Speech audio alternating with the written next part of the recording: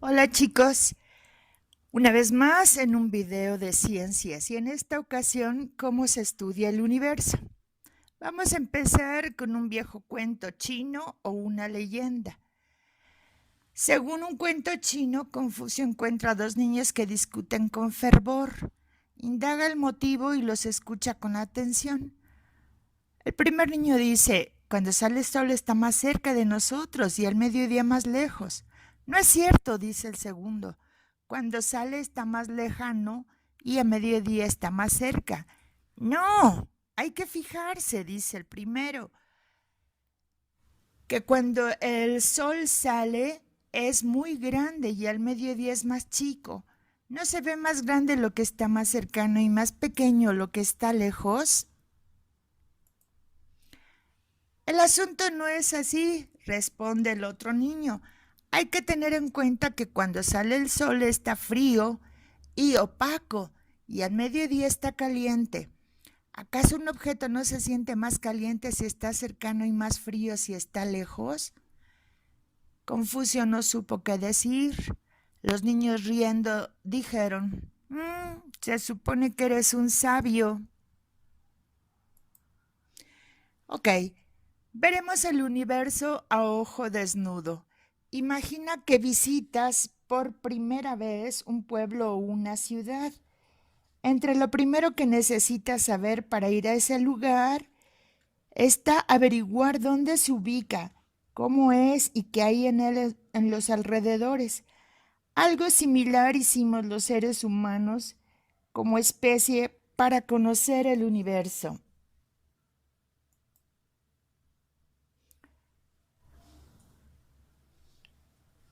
Nuestros antepasados más antiguos miraron el cielo y comenzaron a registrar sus observaciones.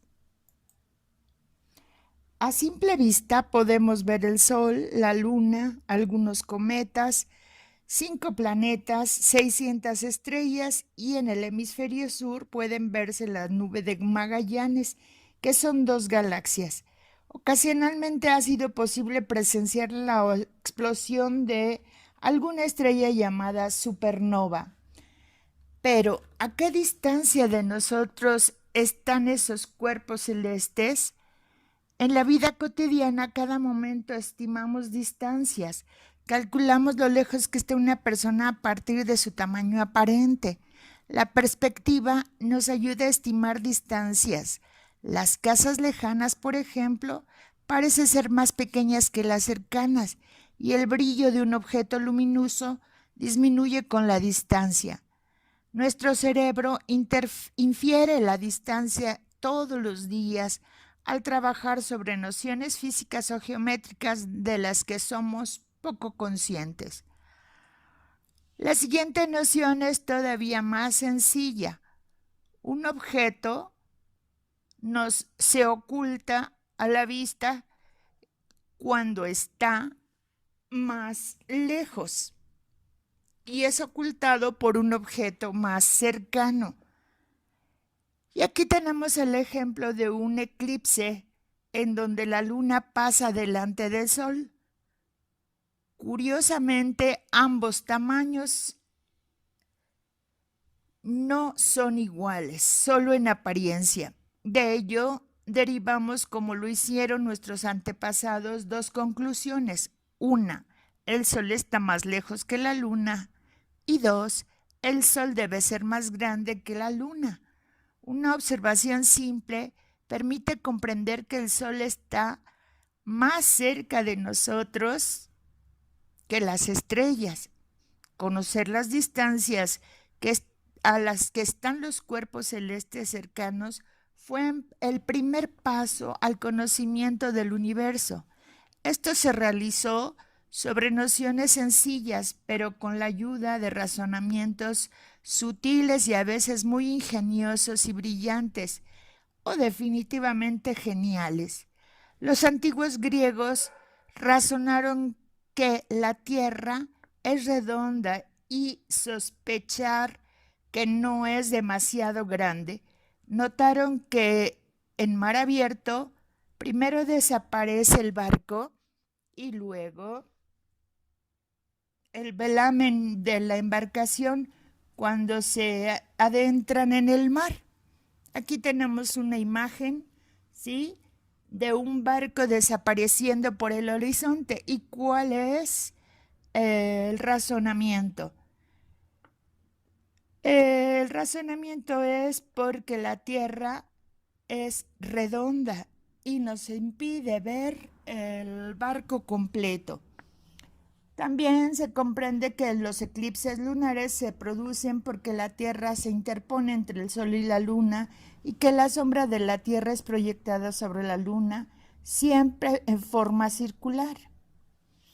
Bien, existe un experimento que hizo un antiguo filósofo, ¿sí?, para comprobar que la Tierra es redonda, y esto sí les da mucho terror a los que piensan aún que la Tierra es plana. Hablemos del experimento de Eratóstenes. Eratóstenes era una persona que creía en que la Tierra era redonda, y más aún se aventó a hacer un experimento. Fíjate bien, en un papiro que encontró en la biblioteca de Alejandría, Eratóstenes leyó acerca de un lugar llamado Siena, hoy Asuán, situado al sur de Alejandría, donde había un pozo muy profundo en cuyas aguas se podía reflejar el sol justo a mediodía en el solsticio de verano. Eratóstenes clavó en Alejandría una vara en el suelo y observó, también en el solsticio de verano a mediodía, que ahí la vara proyectaba una sombra, lo que no ocurría en Siena.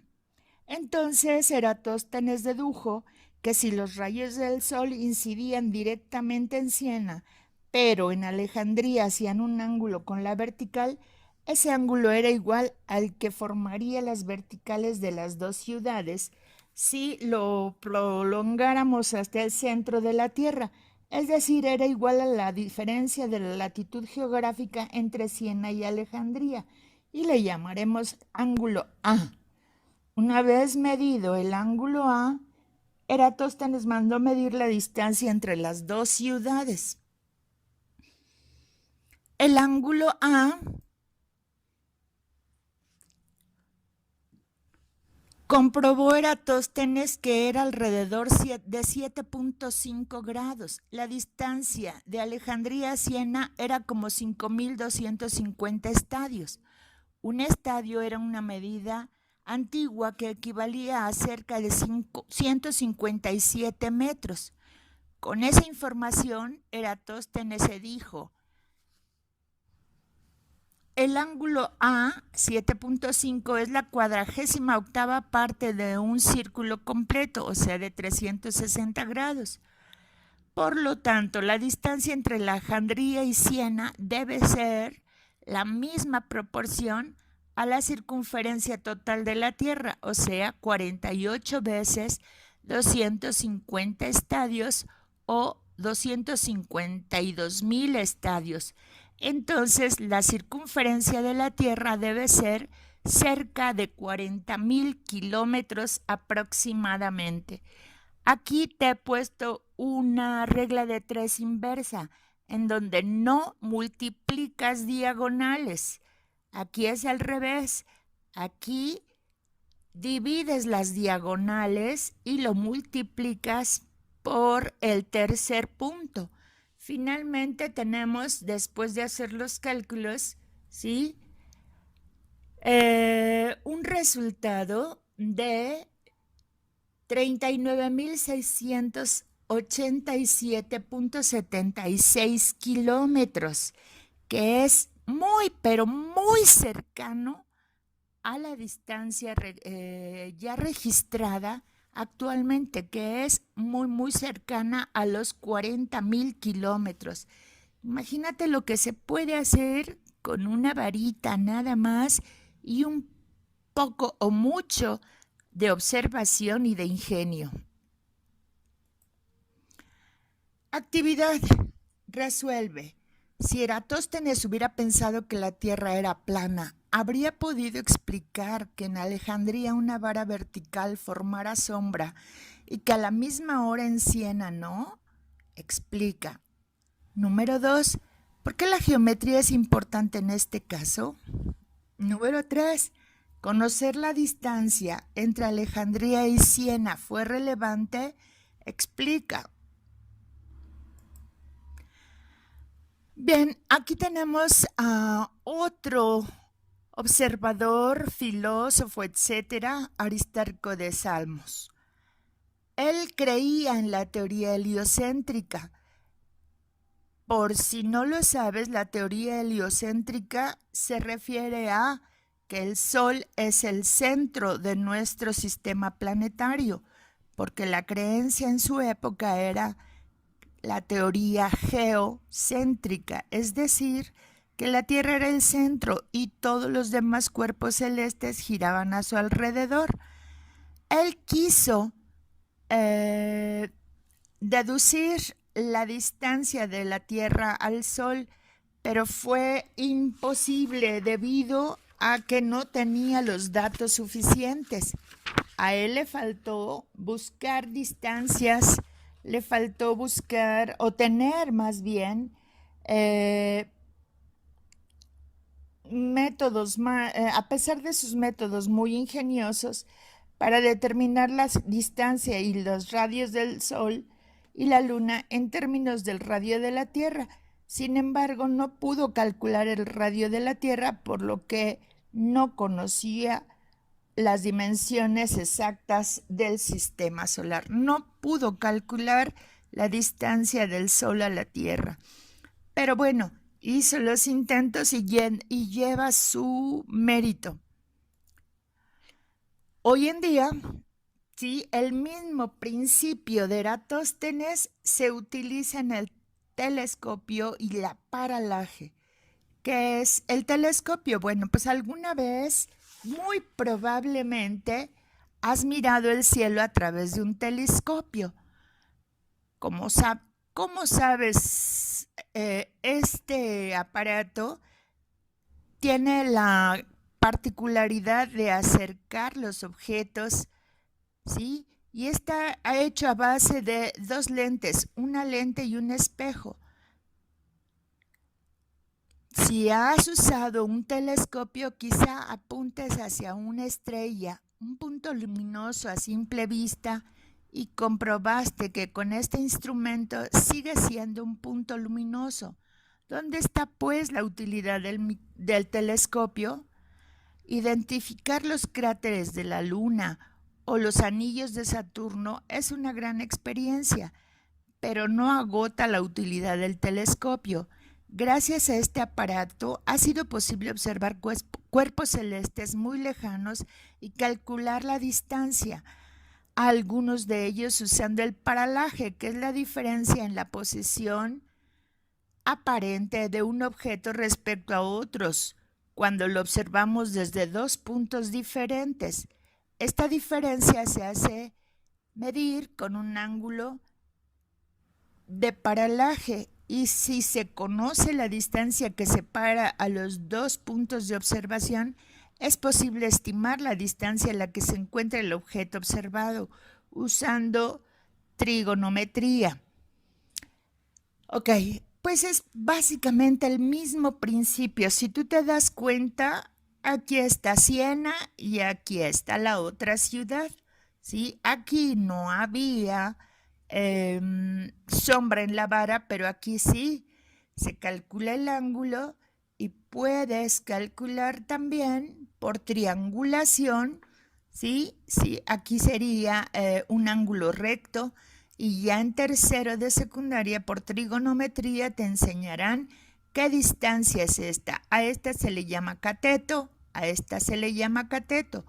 Conociendo esta distancia y el ángulo de 90 grados, puedes calcular la distancia que hay de aquí a acá y la distancia de A a O.